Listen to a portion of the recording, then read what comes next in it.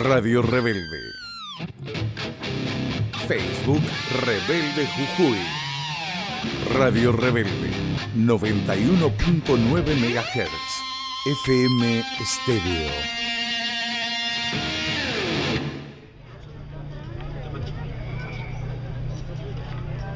Juicio y castigo a los responsables políticos y materiales de la masacre de Avellaneda. De Duhalde y de los Kirchner a 11 años de impunidad. Cárcel ya a Eduardo Duhalde, Felipe Solá, Jorge Banossi, Alfredo Atanasov, Juan José Álvarez, José Yenud, Jorge Matzkin, Oscar Rodríguez y Aníbal Fernández. Contra la impunidad de ayer y hoy, basta de represión, espionaje, judicialización, abajo el proyecto X y la ley antiterrorista. Perpetua Pedraza, castigo a todos los responsables del asesinato de Mariano Ferreira. Justicia por Fuente Alba, los hermanos Cuón de Formosa y los pueblos originarios del Chaco. Justicia por los asesinados en las tomas de la tierra del Ingenio Ledesma, en el Indoamericano, en Santiago del Estero y en Rosario. Exigimos la aparición con vida de Jorge Julio López y Luciano Arruga. Libertad a los presos políticos del Corral de Bustos, absolución de los compañeros de Las Heras, Santa Cruz, anulación del juicio contra Boli, Lescano y Fernando Esteche. Basta de ajuste y saqueo del gobierno y las multinacionales, que la crisis no la paguemos los trabajadores. Juicio y castigo a los responsables políticos y económicos del genocidio. Hoy se cumplen 11 años de la masacre de Avellaneda. Somos miles de compañeras y compañeros los que nos encontramos una vez más en esta histórica plaza, con el puño en alto, para recordar a Darío Santillán y Maximiliano Costecchi y para reclamar el juicio y castigo a los responsables políticos y materiales de aquella salvaje y criminal represión y de sus asesinatos. Hoy se cumplen 11 años desde aquel 26 de junio de 2002, cuando el gobierno de Eduardo Duhalde ordenó una represión brutal que dejó el saldo de 2 muertos y más de 30 manifestantes heridos de bala. Allí participaron la Policía Federal, la Bonaerense, Gendarmería, Prefectura y la CIDE, con un despliegue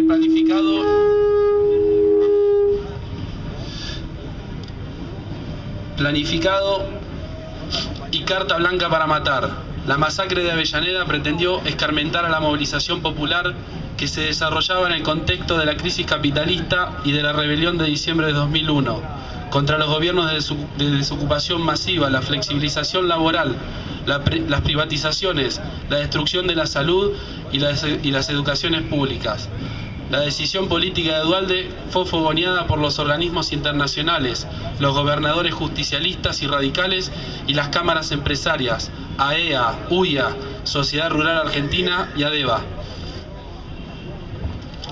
La masacre de Avellaneda no fue un exceso policial, fue un plan político organizado para acallar un pueblo que estaba en pie de lucha desde las jornadas populares del 19 y 20 de diciembre. Nos referimos al poderoso movimiento de trabajadores y trabajadoras ocupados y desocupadas, en las asambleas populares y las fábricas recuperadas, que llenábamos las plazas, las rutas, los puentes de acciones de lucha y resistencia. Al movimiento piquetero, que disputaba y disputa terrenos para la independencia política de la clase trabajadora frente a las estructuras punteriles de partidos como el PJ. Durante los meses previos a la masacre, muchos militares y dirigentes populares sufrieron agresiones y amenazas. En este contexto es que fue asesinado Javier Barrionuevo en Esteban Echeverría. Unos meses después, baleado el compañero Juan Arredondo en Lanús. El repudio del pueblo trabajador a los masacradores fue contundente, a pesar del encubrimiento de Clarín y de los grandes medios de comunicación, que el 26 de junio difundían la versión oficial de que los piqueteros se habían matado entre ellos. Esa infamia fue desbaratada por la movilización popular que recorrió el país al día siguiente de la masacre y durante las semanas posteriores, y por un enorme compromiso de los trabajadores de prensa, los mismos que hoy están sosteniendo una historia de lucha contra sus patronales. peleando por salarios dignos y contra la precarización, y a quienes hacemos llegar desde aquí nuestro fervoroso apoyo.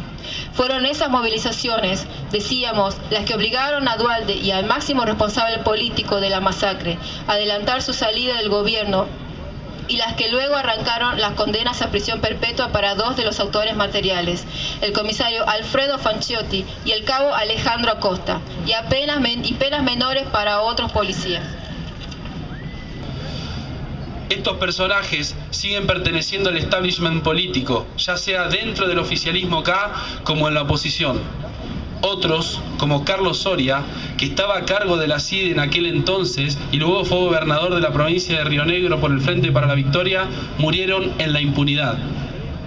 Si los responsables políticos de la masacre y las cúpulas de las fuerzas de seguridad que participaron siguen impunes, ello se debe a que el gobierno kirchnerista hizo todo para salvaguardarlos.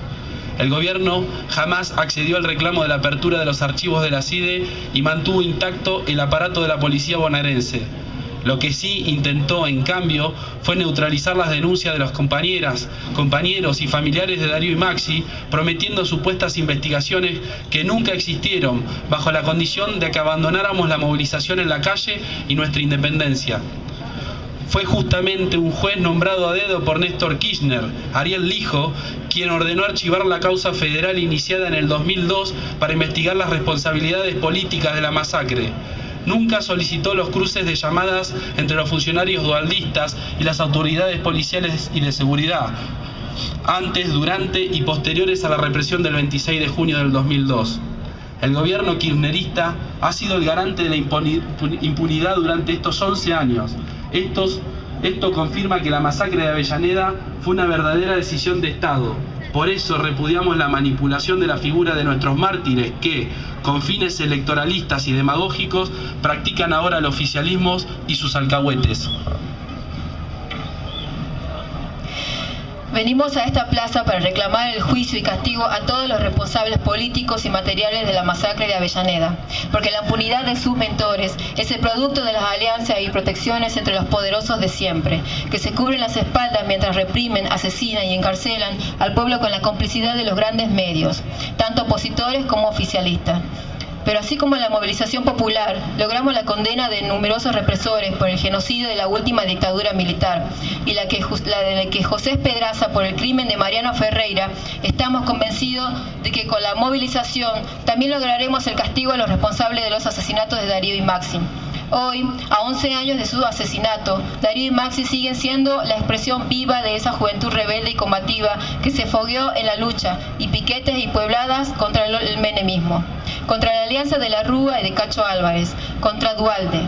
Pusieron su vitalidad y sus convicciones en cada construcción, que encararon con un compromiso inclaudicable en la lucha contra la opresión, la explotación, la represión y el hambre.